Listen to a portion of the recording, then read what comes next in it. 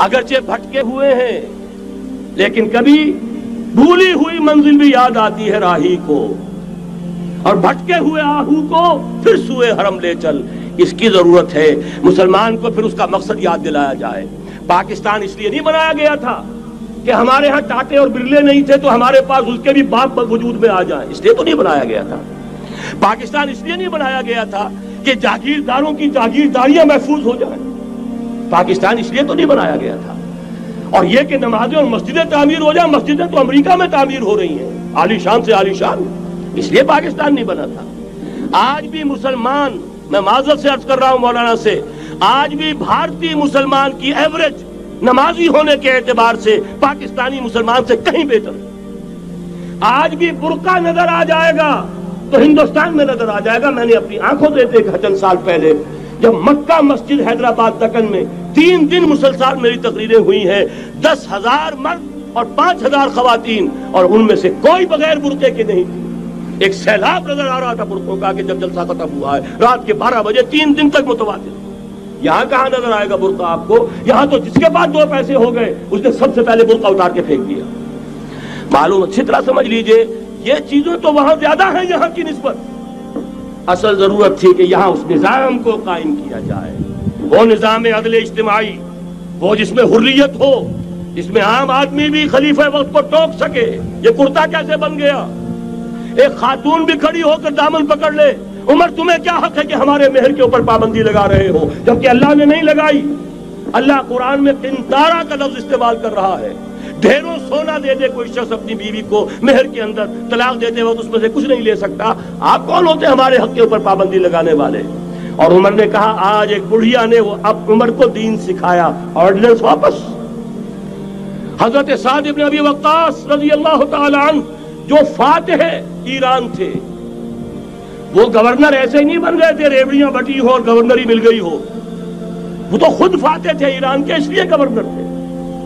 صرف ایک پرچہ پہنچا ہے بارگاہ خلافت میں، حضرت عمر فاروق کے پاس انفارمیشن آئی سعد نے اپنے گھر کے باہر ڈیوڑی بنا لی ہے اور ایک دربان کھڑا کر دیا ہے۔ حضرت بلال کو بھیجا ہے رقعہ دے کر، اور یہ حکم تھا کہ بلال پہلے تو جاتے ہی ڈیوڑی میں آگ لگا دینا، پھر یہ رقعہ دینا میرا۔ اور رقعے میں لکھا ہوا تھا اے سعد، لوگوں کو ان کی ماں نے آزاد جانا تھا، تم نے انہیں اپنا غلام کب سے بنا لیا ہے؟ یہ دربان کھڑے کر دیا اپنے آگے۔ وہ حریت، وہ مساوات کہ جا رہا ہو خلیفہ وقت اور چارج لینے جا رہا ہے بیت المقدس کا، کوئی ذاتی علاج کے لیے نہیں جا رہا، سیر و سیاحت کے لیے نہیں جا رہا، چارج لینے کے لیے بالکل سرکاری وزٹ ہے، آفیشل وزٹ ہے، اسٹیٹ وزٹ ہے۔ اور حال کیا ہے؟ 700 میل کا فاصلہ طے کرنا اور ایک اونٹنی، کوئی انٹوریج نہیں، کوئی خدم و حشم نہیں، کوئی جمبو جٹ بھرے ہوئے نہیں، کچھ نہیں، ایک اونٹنی ایک خادم۔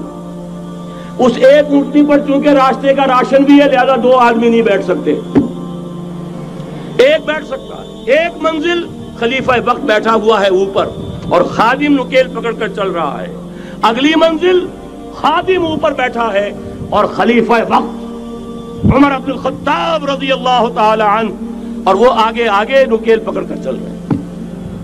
یہ نظام چاہیے آج نوع انسانی کو۔ اس کے انتظار میں، اس کی تلاش میں نوع انسانی نے کتنے تجربے کر لیے، کیسی چھلانگیں لگائیں، ملوکیت ختم کی، آسمان سے گرا کھجور میں اٹکا، جمہوریت آئی نام نہاد، لیکن وہ سرمایہ دارانہ نظام بن کر آگے سے بڑھ کر لعنت بن گئی۔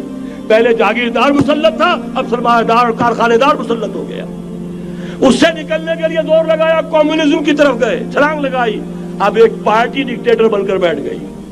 انسان رست از یک بنتا افتاد در بندے دیگر، ایک چیز سے غلامی سے نجات پاتا ہے دوسری میں پھنس جاتا ہے۔ اور کیوں؟ کہ وہ نظام عدل اجتماعی جو محمد عربی کو دے کر بھیجا گیا تھا، اس کے کسٹوڈین سوئے ہوئے، اس کے کسٹوڈینز کو اندازہ ہی نہیں۔ یہ نسخہ تو ہمارے پاس تھا، ہمیں عمل کرنا تھا اور دنیا کے سامنے پیش کرنا تھا۔ پاکستان بنایا اس لیے گیا تھا کہ ہم اس کا ایک نمونہ دنیا کے سامنے پیش کریں گے۔ قائد اعظم نے فرمایا تھا کہ ہم یہ چاہتے ہیں کہ پاکستان کی صورت میں عہد حاضر میں اسلام کے اصول حریت و اخوت و مساوات کا ایک نمونہ قائم کر کے دکھائیں۔ کہاں ہے وہ؟ بھٹک گئے، سو گئے۔ وَلَنُذِيقَنَّهُم مِّنَ الْعَذَابِ الْأَدْنَىٰ دُونَ الْعَذَابِ الْأَكْبَرِ، بڑے عذاب سے پہلے چھوٹا عذاب کا مزہ چکھائیں گے، لَعَلَّهُمْ يَرْجِعُونَ، شاید کہ لوٹ آئیں۔ کوئی عجب نہیں اس عذاب الادنیٰ کے بعد ہم جاگے نہیں، ہوش میں نہیں آئے، کوئی عجب نہیں کہ بڑے عذاب کا کوڑا ہماری پیٹھوں پر برس جائے، لیکن مجھے یہ یقین ہے، نوٹ کر لیجئے، اگر یہ دوسرا امکان ہو گیا، خدا نہ خواستہ اللہ کے عذاب کا کوڑا ہماری پیٹھ پر برسا، مجھے یقین ہے اللہ ہندوؤں کو مسلمان بننے کی توفیق دے گا، لیکن اسلام کا بول بالا اسی خطے سے ہوگا۔ تاریخ میں یہ ہو چکا ہے آیا فتنہ تاتار کے افسانے سے، پاسباں مل گئے کعبے کو صنم خانے سے، تاتاریوں کے ہاتھوں کروڑوں مسلمان قتل ہوئے، لیکن اسلام نے تاتاریوں کو فتح کر لیا، اور پھر اسلام کا مسلمانوں کا دوسرا دور عروج انہی تاتاریوں کی مختلف شاخوں کے تحت ہوا۔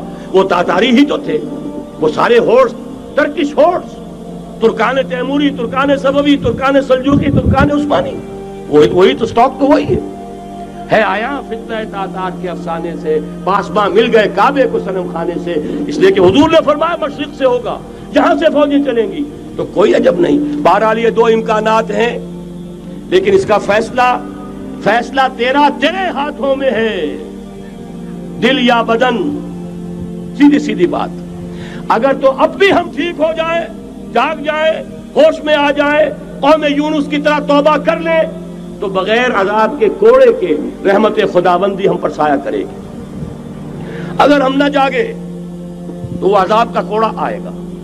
یہ نہیں میں کہہ سکتا ان ادری قریب بعید ما توعدون، یہ میں نہیں کہہ سکتا، یقین کے ساتھ جانتا ہوں کہ آئے گا، لیکن یہ کہ اس کے بعد بھی یہی سے بول بالا ہوگا، اگر ہمارے ذریعے نہیں تو ان کے ذریعے سے جو ہمیں شکست دے کر پھر اسلام قبول کر لیں گے، لیکن کیوں نہ پہلے ہی راستے پر چلنے کی کوشش کریں۔